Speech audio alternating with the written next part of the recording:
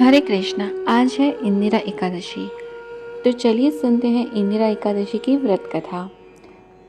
युधिष्ठिर ने भगवान मधुसूदन से पूछा कि कृपा करके मुझे यह बताएं कि अश्विन माह के कृष्ण पक्ष में कौन सी एकादशी होती है। भगवान श्री कृष्ण बोले कि अश्विन के कृष्ण पक्ष में इंदिरा नाम की एकादशी होती है। उसके व्रत के प्रभाव से बड़े बड़े पापों का नाश हो जाता है। नीच योनि में पड़े हुए पितरों को भी यह एकादशी सद्गति देने वाली है। कथा इस प्रकार है। सतयुग में इंद्रसेन नाम से विख्यात राजा थे। इंद्रसेन एक बहुत ही प्रतापी राजा था। राजा अपनी प्रजा का पालन पोषण अपनी संतान के समान करता था। राजा के राज्य में किसी को भी किसी चीज की कमी नहीं थी। राजा भगवान विष्णु का परम उपासक था। एक दिन अचानक नारद मुनि का राजा इंद्रसेन की सभा में आगमन हुआ। नारद मुनि राजा के पिता का संदेश लेकर पहुंचे थे। इसके बाद वे इस प्रकार बोले, मैंने तुम्हारे पिता को देखा था। वे व्रत भंग के दोष से नरक आए थे। राजन, उन्होंने तुमसे कहने के लिए एक संदेश दिया है, उसे सुनो। उन्होंने कहा है कि इंदिरा के व्रत का पुण्य देकर मुझे स्वर्ग में भेजो। उनका यह संदेश लेकर मैं तुम्हारे पास आया हूँ।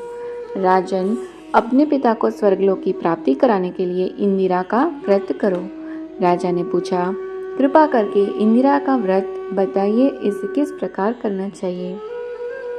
नारद जी ने कहा कि अश्विन मास के कृष्ण पक्ष में दशमी के उत्तम दिन को प्रातःकाल स्नान करें, फिर मध्याह्न काल में स्नान करके एकाग्रचित हो एक समय भोजन करे और रात्रि में भूमि पर सोए। रात्रि के अंत में निर्मल प्रभात होने पर एकादशी के दिन दातुन करके मुंह धोए। इसके बाद भक्तिभाव से निम्नादित मंत्र पढ़ते हुए उपवास का नियम ग्रहण करें। अद्य स्थित्वा निराहार सर्वभोग विवर्जित थो भोक्ष्ये पुंडरीकाक्ष शरणम में भवाच्युत।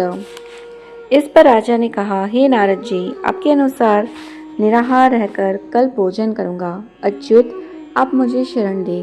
इस प्रकार नियम करके मध्याह्न काल में पितरों की प्रसन्नता के लिए शालिग्राम शिला के सम्मुख विधि पूर्वक श्राद्ध करे तथा दक्षिणा से ब्राह्मणों का सत्कार करके उन्हें भोजन कराए। पितरों को दिए हुए अन्नमय पिंड को सुनकर विद्वान पुरुष गाय को खिला दे। फिर भगवान का पूजन करके रात्रि में उनके समीप जागरण करें। सुबह उन्हें द्वादशी के दिन पुनः भक्ति पूर्वक श्रीहरि की पूजा करें। उसके बाद ब्राह्मणों को भोजन कराकर भाई बंधु ज्ञाति और पुत्र आदि के साथ स्वयं मौन होकर भोजन करें। नारद जी ने कहा कि इस तरह से व्रत रखने से तुम्हारे पिता को मोक्ष की प्राप्ति होगी और उन्हें श्रीहरि के चरणों में जगह मिलेगी।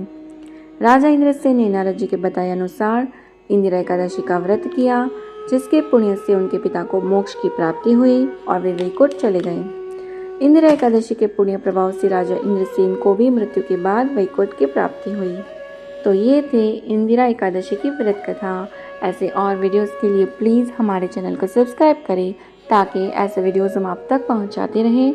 और अगर आपको हमारा ये वीडियो पसंद आया हो तो लाइक और शेयर करना ना भूलें। हरे कृष्णा।